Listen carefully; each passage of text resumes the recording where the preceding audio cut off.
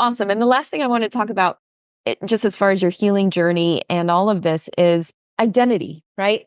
I know from watching my dad, who was the healthiest person I knew, who took care of himself the best and healthiest way out of literally anyone I know in real time, right? Working out, meditation, all the things, holistically, nutrition, all of it, and wound up, getting prostate cancer and then quickly after passing away from it. I had to process that because I was like, I was having an identity crisis almost for him.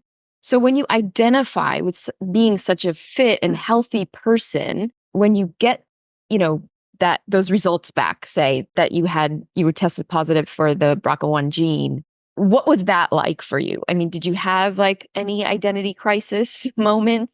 And perhaps wrongfully so. As you're asking me this question, I'm associating your question, if I had an identity sort of crisis, if you will, with a little self-pity, like, oh, well, now I'm why me? Poor me. Why me? This is who I am. Like, this always happens. Like, why do I have to go through this? Mm-hmm. I didn't have that. And this is just me, but when big things happen, I am very focused on compartmentalizing the feelings associated with it, with the thing that's happening. Like, I tell this story, and by the way, I mean, my shoelace can come undone. I'll be like, look what happened to my shoe. The big things I'm okay with. So I was on vacation when I was in high school with my brother, who's 3 years younger, and my parents. And my dad says, let's take out a sailboat, the three of us, and we'll go. And I was like, Dad, none of us know how to. No one knows how to. It's like, how hard could it be to sailboat? Cut next scene. We hit this thing of wind and we're going in a circle, and the boat's going over. I mean, it's a little sailboat. And I was like, We're all going. So thing topples over. And while my brother and my dad are like, drama classes are on Saturday, they're like, oh my God. It didn't dawn on me to have any emotion other than dive underwater. This was in the sea. It was in the Caribbean. Open my eyes, grab my dad's wallet, grab my dad's shoes because I felt like he would need it. Come up, put them in one hand, and get my dad up.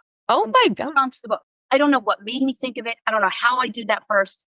And I was like, okay, you guys go back and I'll figure it out. Like, it happened.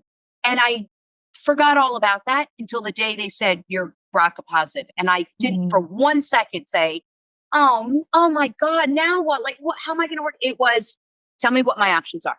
Let's go. What? Because I'm going to have to get there eventually. So why am I going to waste any energy feeling sorry for myself, wondering if I'll ever get back to who I am? None of that helps. And I've had bad days. And when I have the bad days, I let myself feel a little sorry. But in those big moments, I don't have that identity crisis. In those big moments, I show up, I do what needs to be done, and I figure I'll have all the time in the world to have those feelings afterwards. So yes, maybe those feelings came in a little bit when I was sitting in an oxygen tank with drains coming out of my body, holding on to them while I still was trying to recover from the hysterectomy. I wasn't fully recovered yet, and I had to wear all the stuff, and I had blood. It was a mess. In 3 hours, I lay there. Like, yes, I'd be like, you know what? This really sucks. Like, it wasn't supposed to be this way. But in that moment, there was no, like, well, who am I? I'm the same person. I'm exactly. And your dad was the exact same person. And the reason that he was that strong badass before all this happened was because when he was met with big things in life, he said, okay, show me the fear. I'm going to stare that thing down. I'm going to own it. Once I own that, it's not my fear anymore. That's how you become that way.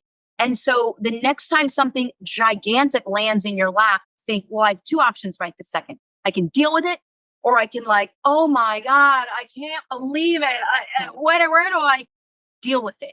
Yeah. You can have those melodramatic feelings later on down the road. Figure out a plan and deal with it.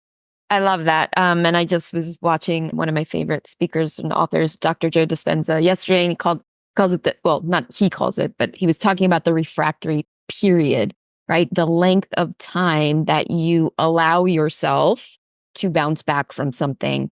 And I think you have a very short one, which is amazing. And he also said, if we can teach our kids anything, it would be how to shorten their refractory period around like disappointments and challenges and, that stuff.